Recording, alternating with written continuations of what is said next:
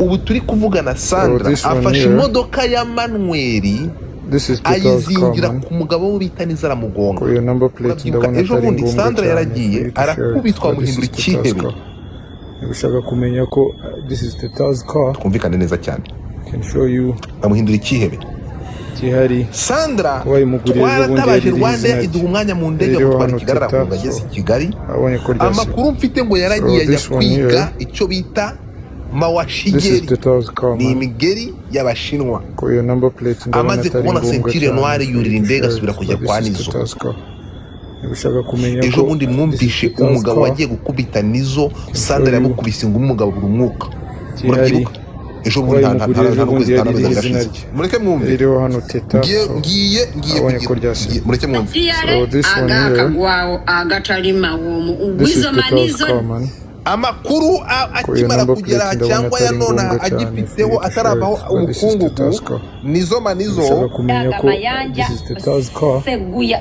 seguyo yo mwana bamuko notice ati Nizo mayanja seguya baramugonze uyase whatever bamukonye walinga asala agenda kushaniziba agenda ajya kuri Shaniziba munyo era bananga akabya alikareta alibashani nabaga akazaguhitana akakugumamo cyangwa kizakwica urakigenda bane ukizanira Shaniziba ati Shaniziba akakabara katiro naye bamukonye ati babagiye kuri Shaniziba nakabari baramugonze waburo okongerezako ekitali kiwo muba kigambibwa imbu musala kemisino iri jambo rirakomeye ntago nge narisubiramo imiki mukazi we Sandra Teta yamukonye bati ntimuze kumvanaho ntimuze kunca imyeyo yanjye ariko biravugwa ko umugore we bita Sandra ari umugonze imbu kino nkidamu mbu banange si iki ngiki ndagisubiramo biravugwa ngo biravugwa nivuga ngo biravugwa niyo mpamvu navuze ngo biravugwa ngo Sandra niwe ugonze umugabo we bigambo byange imbu Sandra yamukonye ati Sandra niwe umugonze aya Sandra ne tukitegera mbuye gwakonye wizo Sandra nk'abagande nitumenya ko ari wowe uhitanye izo cyangwa ugonze nani Nizo Sandra ne olaba ndi munyarwanda muno urabona ko ndi umunyarwanda mwene wanyu Sandra katita tunakitegera mbuye gwakonye wizo manyambo banna Uganda tuba n'abantu baffe nga tubagala balamu abana ati kuba ndi umunyarwanda mwene wanyu niba ari we ugonye Nizo abana Uganda turaza kukwereka ko dukunda abantu bacu kandi tukabakunda ari bazima tubavuma waneno ne tubasamba naye tubaga gwe Sandra ne kikakasi wambuye gwe yakonye daga ojja kitegera nkukubidoganya okwata ojja kumpe ati nibwo uri bumenye ko abantu bacu tubakunda nubwo tuba tubatukatuka uri abagyemera ko tubakunda kandi tubakunda ari bazima ensongezo nga tezifanagana lwaki tokutte ndapfuye ahangaha rero tugiye gukenera umuntu wese uri ubugande yes Allo oui barwanya umugore niwe kuri imodoka umugabo barwanye barwana buri munsi ibyo turabizi aha noneho umugore niwe wagonze umugabo wiwe yapfuye ntabwo yapfuye kwa muganga ari kwa muganga nuvuga ngo Sandra niwe wagonze umugabo we yamugongeye he yamugongeye hari akabari kariyo sinzi ngo niba ari munyonyo ngo yari kukomo ku muhanda umugabo aramugonga ariko ntabwo ameze nabi cyane ariko umugabo we ntabwo ameze nabi cyane Sandra bamukubise byataye Sandra bamukubise byataye bari bamukubise abafana ukuntu umugabo bamukuye aho ngaho ameze n'umugabo bari bamaze kurwara mukubise nuko rero sinzi n'ibindi nongera ngo gukurikirana buhoro buhoro. mbariza amakuru uko Sandra nababwiye Sandra u Rwanda niruvane uyu mwana nshakira nimero ya ntuza ya Macari wo muri ambasade. Urakoze cyane Sheri, mbariza amakuru wongera umpamagare. Sawa, murabyumvishe Mungu wangu. Are you in Uganda? Umvasha bazampamba hanerega ni mu rugo bro. Okay, Mungu wangu tubwire rero umuryango wa Mayanja urongeye biragize. Uzi ko yirukankana imbwa kenshi ukayimara ubwoba? Buriya rero ikibazo ntabwo kiri muri izi ntambara zabo za buri gihe, ahubwo ikibazo kiri kuri uyu mukobwa nawe wanze kuva muri Mayanja family. Abandi bose bazibyayemo bazivamo barazihunga bayivamo. Mayanja family ntabwo ishobotse bro. Ariko uyu mukobwa rero we yarananiranye tu, yaranze reka tubyite gutyo. Rumva so because uko yo nibyo gihe Teta Sandra is a personal friend. Ndabizi ko ari inshuti yawe. Nawe no mu Rwanda ni personal friend kabisa, ntago ari kuvuga ngo muzi kuri social media. Nasaga turi kumutabariza ubushize wari uri hano twari kumwe nawe. Yes, so ni inshuti magara kabisa, ni umuntu niganye nawe, ni umuntu nzi from head to toe. Muzi akiri umwana, muzi ari umuntu mukuru, muzi muri media dukorana, muzi kuva kera kabisa, ariko yarananiranye Teta kabisa. Sugo simwe si kabiri nje mura nawe tu personally mukabari.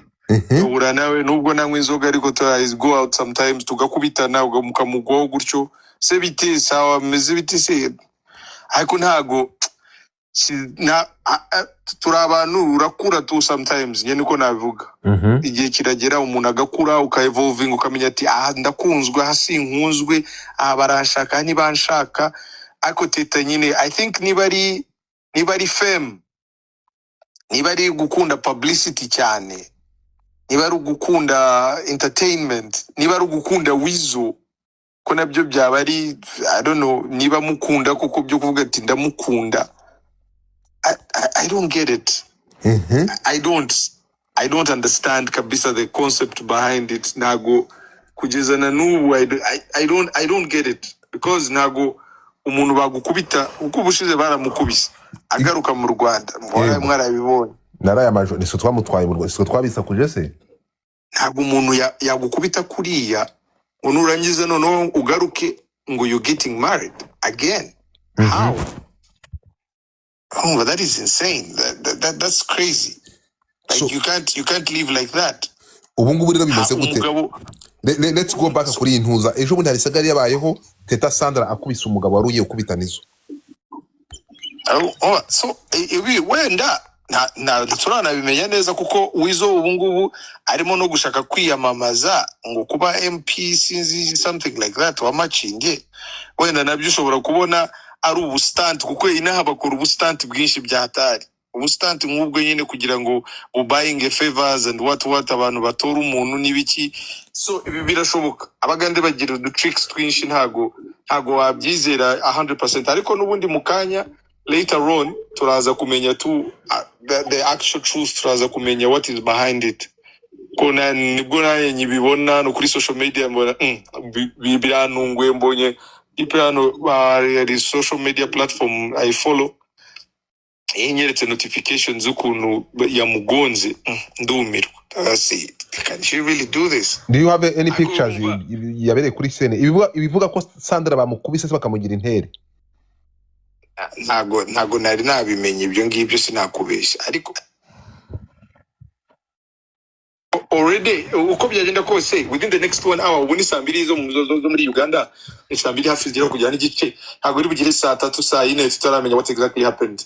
This is Uganda yabana abari bahari mukanya uraza kubona niba ari social media videos zirazi flooding here and there yabana. So ntago in Uganda trends ntago zitinda rwose tureta tubimenye. Exactly. Yes. Yeah. Are you recording me? No, I'm not recording you. Ngo amakuru ubonye ngo bimeze bite rero? Sandra niwe wagonze Weasel. Yamugongeye he niba amakuru yakuruye? Kabari ka Munyonyo. Yamugonza arangirika? Nyine mbashije. Yego. nyine mbajije umuntu nyiri kabari w'umushuti wabo arambwira ati hari saa sita z'ijoro kandi araza azana abana ko Wizo yarari hariya mu kabari arabamujugunya arabamuzanira. Wizo agiye kumubaza gute wazana abana saa sita z'ijoro mu kabari kunshaka usko bajya ku ishuri saa moya. Bari kuburana hanze Teta ngo yinjira mu modoka aramugonga ngo yamugonze kabiri abantu bose bahari nuko Wizo ari mu bitaro Teta bikabaragara kuri polisi. Nyiri kabari n'umbwe yarahari. Inde ubikubwiye? Nyiri kabari aho. Wambaye ukampa nimero ye. Wampaye nimero ye Sheri yinyoherereza please. Ciao. Okay, merci. Mama yake namuzana mama. Niba ari kuri Kabaragala police station. Hariyo umwafandenzi wo kuri Kabaragala police station. Kanze muhamagare then ndaza kubimenya mukanya I'll let you know. Please do it. Mbabarira urakoze cyane. Musharinga live bro umva ko dusakuza. Ibi bintu ni danger musharinga live. Hello. Umva shushu. Ntabwo kara kuri kabari ka Munyonyo nta muntu ufite nimero ye uhaba haraba mugongeye. Kanze hari umukobwa mpazi nyirako kabari. Yego. Ariko nta numero yiwe mfite ariko nayishaka nkayibona kanyibaze umukobwa wantwaye nimba ifite ndebe nimba ari buyumve. Rebi nimero nguhaye? Bazu uyunguyu n'umunyarwanda kazi kandi ni uyunguyu n'umunyarwanda niwe boss wahariye. Ni ntuza ninde? Reka nyigura sanga uyifite. Ngiye ntabwo ari kunyitaba kubera sinaba batari kunyitaba. Nakavyo ni kenshi buriya rega n'akabareke bari baragahagaritse bacuruza intoza. Ako kabari bacuruza ibiyobyabwenge binini cyane. Niyo mpamvu n'akabareke buriya ntabwo kari mu mateka bacuruza ibiyobyabwenge kokaine ibintu byinshi cyane. Niyo mpamvu wana telefone atabarisa kuyifatira isaha ntazi umuntu umuhamagara ari. Ufite nimero ya ntuza ya Fatson? Yande? Fatson. Ntarafite. Ariko uramuzi? Ntabwo muzi ariko. Okay, sawa. Ngaho iyo nimero yihamagarira kwa makuru hitumbwira. Ntabwo ari kunyitaba. Sawa. Yo, good morning big man. Gazeti man. Waramutse ute? Nibwo ubyutse amakuru ntabwo wayamenye. Yampaye inka. Ntuvugana na Yago. Muhamagare. Oya none umva se. Ngo Sandra urumva? Ngo aragiye afata imodoka ayishyira muri 5. Aragenda akugongera umuntu bita Nizo. No way. Hamagara. Ndi kuvugana n'abantu b'Ibuganda ngo ntabwo amugonze. Urukumva? Urabona ko n'umuntu kera umuntu yagongaga umuntu atapfa gasubira bakongera akamugonga ubugira kabiri. Are you serious? Bro! Aramugonza adapfuye asubira inyuma aramugonga abagande baramufata Teta Sandra barakubita undi birukankiriza mu bitaro. Ari Nsambia hamagara Yago ndabizi ko amakuru afite. Ya, call me then you let me know. Yago ndabizi ko abizi ko ni inshuti ya Sandra. Toka, okay, rene yaza ya makuru. Mureke mwumva uyu mujene ku kintu bita makuru y'Ibugande ndamwemera. Zamuka twagiye. Yo, big man. You guys hear me? I can hear you properly. Neza cyane. Kanyaguhe rero kuko ndafite yose kuvugana na OC police station wa Kansa. Kocho. So umvuye kumuvugisha rero muri iki gitondo ahisa nansaba nayo kumugurira lunch. Urayaguha ntugire ikibazo. Mubwiye ko ndi brother wa Teta rwose arambwiye ati umva fate mwene wanyu karabizi ko ndi umunyarwanda arambwiye ati mwene wanyu ari hano. Twamufunze. Teta yatwaye abana rero nijoro mu kabari abajyanye kwa ngo Wizo yamusize nta biryo afite ngo yamusize mu rugo ngo ibintu nk'ibyo so then babagirana misunderstandings nyine koko nkuko uwo mukobwa yakubwiraga hano. Icyakurikiye nuko yamugonze nyine Wizo rero ngo yavunitse ukuguru ngo kwavunitse yamugonza muvuna ukuguru ibyo kumukubita ntabyo umupolisi ambwiye nagambwiye yuko Teta bamukubise ariko nyine bamufunze ubu ngubu bari kuri polisi n'abana be. N'abana barabafunze ngo rero arambwira rero ati niba ari mwene wanyu vayo rero murebe uburyo mwakura abana ahangaha mukaba mu bajyane naho abana ntacyo polisi ni mu batware.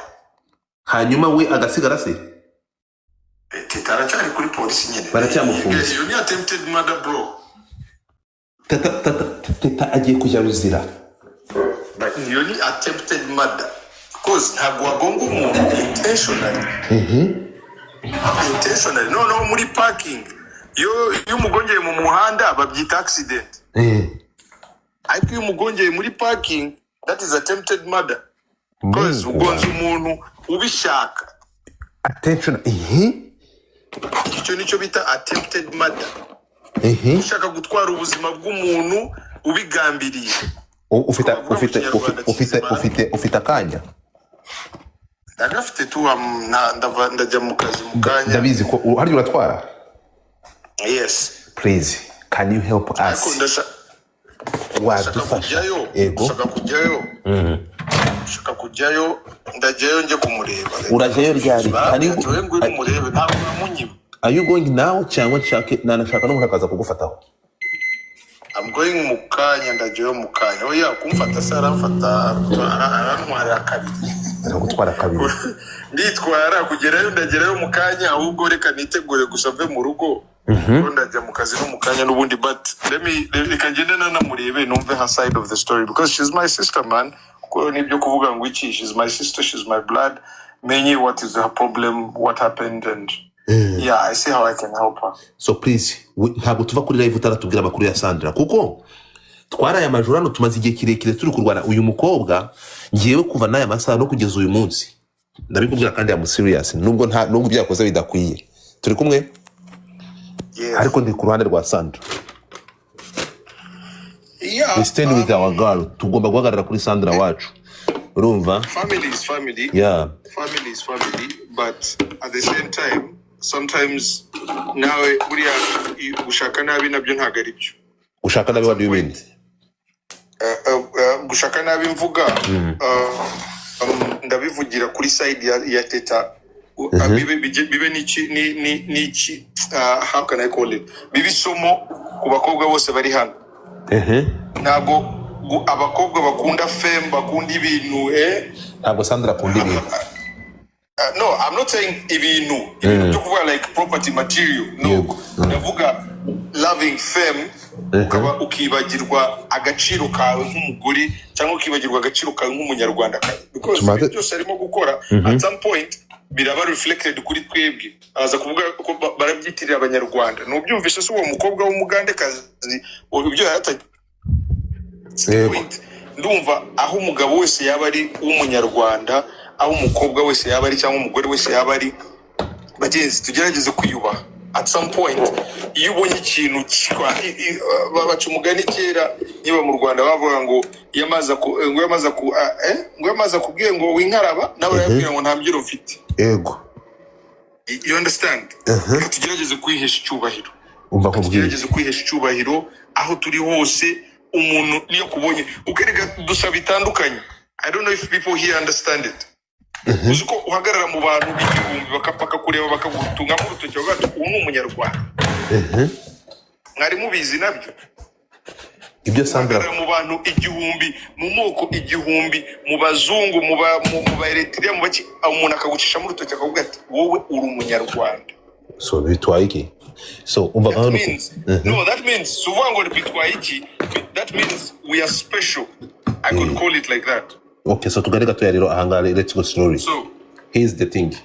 Sandra according cyangwa wenda nk'abantu wowe ntabwo wowe case ya Sandra urayizi kuva mbere kuvitangiye kugeza uyu munsi sibyo?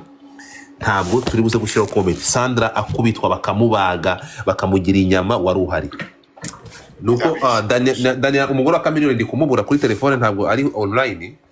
But I will stay here ndavahano kuri telefone maze kumuvugisha ko amakuru arayafite. Urumva ntabwo ari ubwa mbere Sandra asanze nizo ku kabari niba ubyibuka na case ya mbere yamusanze ku kabari bahora barwana. Turi kumwe ibi ngibi mwaravuze ngo ni ibyingo ariko reka babwire ikintu kimwe u Rwanda nirwo ruzaba ruhombye. Uyu muntu nagwa i Bugande u Rwanda ruzaba ruhombye ngo dufatana nakoze ibyo twakoze ibyo twagombaga gukora Twarasunitse kugeza Rwanda itwemereye indege Sandra ava i Bugande. Twaje hano kuri space turavuga kugeza Muhozi Kainerugaba. We wenyine ari we ugiye mu kibazo cyane cyabari abantu uramwana araboneka bari bamwimanye. Uramuwibuka Cameroon amushyira mu makeup bakamutwara mu kabari. Twahamagara abantu muri ambassade Machari yaje hano mucake nimero ya Machari urayifite? Tubishyira muri president wa diaspora muri Uganda.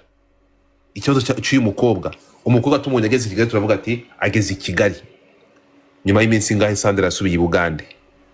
None agiye kuborera Ruzira niba yamugonze biri attempted nk'uko kubitubwira. Bivuze ngo baramuzirika. Yes. Wenda ikiza cyinaha wenda ni ibintu bibiri. Hano ruswa irakora icyo ni kimwe. Icya kabiri umugabo we nava yakavuga ati mumurekure baramurekura. Wenda those two ibyo nibyo bintu bibiri. Ubu umuntu wahamukura ni Wizo icyo ni kimwe cyangwa umuryango wa Wizo cyangwa se kuba byo wenda yatanga amafaranga bakamurekura. That is another thing. Ariko kuko yatanga byo Wizo kuko Wizo ntago ari umuntu wapfa kuva muri polisi ubu ngubu ntago Teta nubwo yaba afite amafaranga angana iki ntago bapfa kumurekura. Because by the end of the day Wizo is something, is a public figure. Abantu baramuzi uriya Mayanja family ntago ari family wakiniraho. So ubu igihari nuko wenda nugusenga gusa Wizo nyine akaba yavuga ati umugore wanjye ni mumureke, this is domestic violence, ni ibintu dusanga ngwe ni mutureke turabyisotingira. Ariko rikanze ngeyo urebe it's been a while nanamubona rwose muri iyi minsi na ndi busy. Ariko let me come ngeyo ndaza kubwira n'ubundi I'll text you niba mukiri kuri space. I'll let you know. We'll talk more. Ndaza kongera ngohereze details. Let me get ready. I go to work. Ndaza kugerayo to I'll let you know. Humani babarira wakabyara we utugerere kuri ntuza utugerere kuri station ya polisi tumenya amakuru nyakuri ko no hagera dufite amakuru ku ruhande rwa Teta. Yes, I will let you know. The last queen, do you hear me? Karame.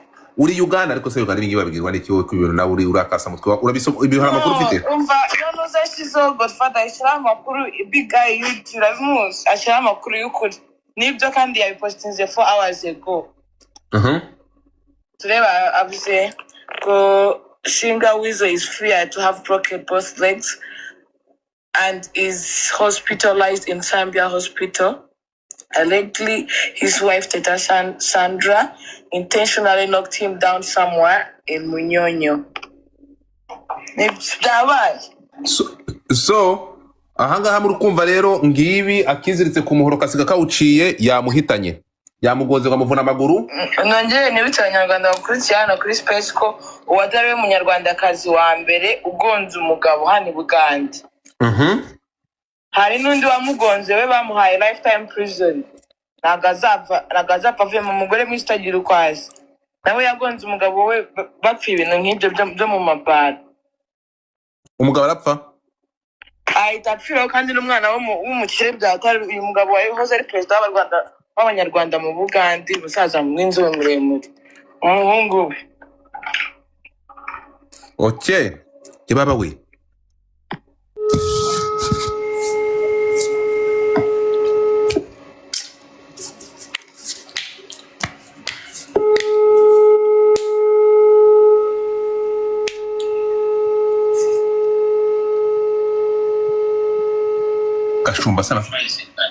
Yes. Yeah, good morning, sir. Morning. Yeah, going by the name Godfather. I'm a blogger from Rwanda, from Kigali. We need to ask about Sandra Teta. Amakuru yabyutse muri iki gitondo, abyutse ari igikuba ko tugerageje gufata amakuru ariko ndavuga nko ndatekereza ko you need to do what? We need to know about Sandra. Sandra, ibyo bati kutubwira bya Sandra ko yagonze umugabo we ayo makuru aba yamenye. Wayatubwiraho? Who is Sandra? Sandra Teta, the Wizo, is it Wizo Manizo wife? What's the problem?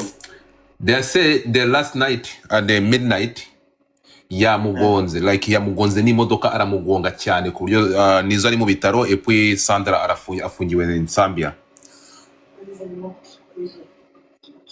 Who knocked Sandra? Yes. Sandra, who knocked your Sandra knocked his husband. Her husband, sorry. Then Sandra niba mutwara Sandra nizo niba mutwara mu Murwariro, then Sandra, she's in prison. Arimu police. Zambia. Yes. Then here in Rwanda, we have no more information apart of that. We tried to contact the people, even we contacted the OC to Zambia police, and he was confirmed. And I tried to contact the owner of the bar called the Shan. And I can send you the number. Then the Shan confirm. Here I have the message. He say, yes, this is Shan, the owner of Shan Bar. Weasel wife Sandra knocked him intentionally. Then so what do you want me to do? We wanna know more information. My brother, for me, my area of concern is not people who fight in the bars. Let them kill themselves. Okay? You've heard? Yes, sir. Thank you. I spoke to one official at the Rwanda High Commission like 2 years ago regarding the relationship of Weasel and that young girl. Yes, sir. Because I hear they were fighting every day. Yes. So if they knocked themselves, one is in prison, one is in a hospital, oh my God. Why would even Gashumba get involved in bar fights? Sir, you are not involved. Like, you are the one, like I say, maybe he's the person. I don't know. My brother, it's even news to me. Okay. It's news to me. You cannot take a drugs, marijuana, waraji, beer, every tribe or every type of alcohol, and you want innocent people like Gashumba to get involved. You get it? So we need your help, Yariko. There is nothing good in alcohol. You can even record me. There is nothing good in alcohol. If Teta or Weasel was involved in a normal accident, we can go in and help. You get it? Yes, sir. But you cannot drink yourself for silly and you wake up people at 3 a.m. Urumva? Yes, sir. That's it. Stay well. Thank you so much. If one dies, we shall pray for him. Huh? Hey.